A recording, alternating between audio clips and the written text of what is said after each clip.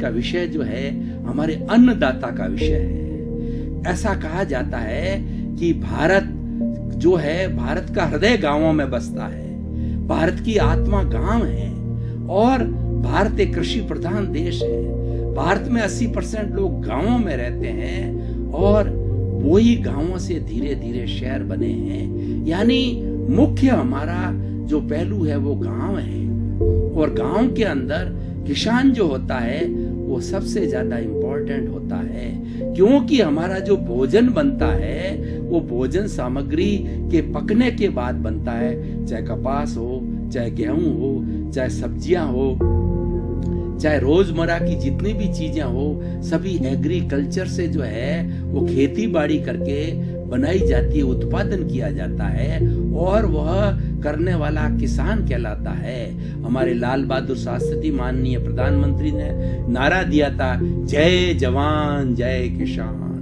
जय जवान वह होता है जो हमारे फ्रंटियर्स के ऊपर, सीमा के ऊपर 24 घंटे तैनात रहता है, अपनी निगाहें लगे रहता है कि मेरे देश के ऊपर कोई आक्रमण, कोई हमला, कोई जो है किसी तरह की घुसपैठ नहीं कर रहा है। वो भारत की पूरी टेरिटोरी को देखता है और किसान होता है वो अनाज उत्पादन करता है और लोगों की क्षुधा पूर्ति करता है। अगर किसान ना हो तो हम भूख मर जाएं। तो वो किसान इतना इम्पोर्टेंट, उसको अन्नदाता की संज्ञा दी गई है। लेकिन क्या हो रहा है कि धीरे धीरे उस अन्नदाता का आज सम्मान कम हो रहा है।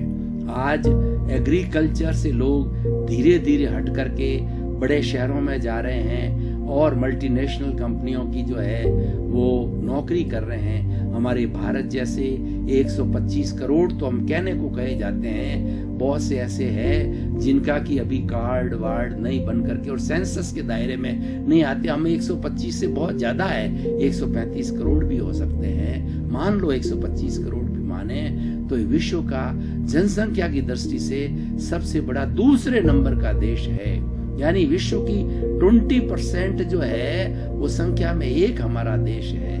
इतने बड़े देश के अंदर जो है हमें सबसे पहले हमारे लोगों का जो है पेट पालन का काम होना चाहिए। जो मनुष्य की मुख्य आवश्यकता है, रोटी, कपड़ा, मकान, शिक्षा, चिकित्सा, ये सुविधा सबसे पहले मिलनी चाहिए। उसमें से जो मैं आज रोटी की बात करूं, अन्न उत्पादन की बात करूं, तो पहले तो ये एक नॉर्मल था, व्यक्ति अपने ट्रेडिशनल सोर्सेज से हर एक व्यक्ति खेती करता था, हर एक के पास में जमीन थी और जितनी थी जमीन उसके बाद में उसके भाइयों का बंटवारा होता और वो जमीन बढ़ जाती, लेकिन हर एक खेती करता और खेती कोई मुख्य स्थान दिया जाता था। और गांवों में ज्यादातर लोग खेती करते थे, अपने खेतों में बसते थे, अपने खेतों में घर बना देते थे। वहां पर सब चीजें आसानी से मिल जाती थी, वहां खाने को भोजन मिल जाता था, सब्जी हो जाती थी, पानी अच्छा मिल जाता था, आब हवा अच्छा मिल जाती थी और बच्चे जो है अपने गांव के अंदर पढ़ाई करते थे। मतलब एक शुद्ध पर्यावरण का जीवन था आज से 40-50 साल पहले। लेकिन अभी जो मुख्य बदलाव आया है वो बदलाव आया है कि खेती धीरे धीरे कम हो गई है। इसका कुछ कारण तो ये है कि आज ग्लोबलाइजेशन के दौर में हमारे यहाँ पर मल्टीनेशनल कंपनी इतनी आ गई है कि वो बहुत अच्छी अच्छी तनख्वाह देती है और उस तनख्वाहों के कारण जो है हमारा युवा वर्ग है गांवों से भाग करके शहरों में हो रहा है। अब स्थिति ऐसी बनी हुई है कि गांव उजड़ हो गए हैं, गांव खाली हो गए हैं जहाँ पर शुद्ध पर्यावरण मिलता है और गांव शहरों के अंदर इतना प्रदूषण बढ़ गया है, इतनी पॉपुलेशन आ गई है, इतनी डेंसिटी, पॉपुलेशन डेंसिटी बढ़ गई है, लोगों को रहने को मकान नहीं मिलता, लोगों को खाने को भोजन नहीं मिलता है। और सबसे बड़ी बात है कि प्राण वायु लेने के लिए शुद्ध जो है ना हमें ऑक्सीजन भी मिल। दिल्ली का हाल देखिए, दिल्ली में हर बार ये स्थिति होती है, वाहन है वो अल्टरनेटिव चलाए जाते हैं कि वाहन सबसे ज्यादा कार्बन डाइऑक्साइड फेंकते हैं और वो रोज चलाए जाए तो रोज की रोज कार्बन डाइऑक्साइड फेंकते हैं। लोगों का सांस लेना भी दूभर हो गया है क्योंकि गांवों से लोग भाग भाग करके सब शहरों के अंदर आ गए। इसका कारण ये है कि जो खेती को तवज्जो है वो कम हो गई है और उसके रीजन क्या है वो आज हम बताना चाहेंगे कि भारतीय किसानों की बहुत दुर्दशा है।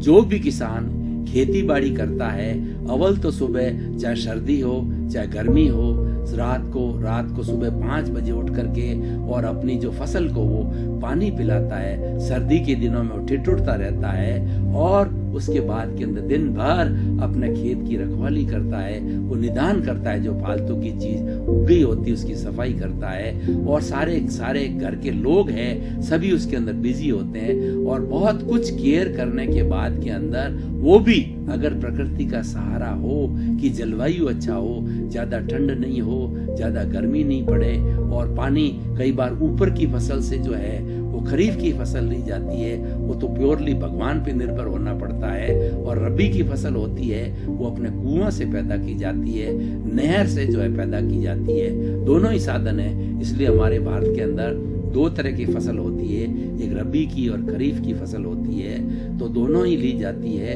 तो व्यक्ति इतनी कठोर मेहनत करता है, किसान को बहुत कठोर मेहनत करनी पड़ती है, और कठोर मेहनत करने के बाद के अंदर जब फाइनल उसका प्रोडक्शन आता है, तो फाइनल प्रोडक्शन आने के समय वो रेट इतनी डाउन हो जाती है कि उसको अपना जो मेहनत की है, अपनी जो लागत है, वो मूल्य नहीं मिल रहा है।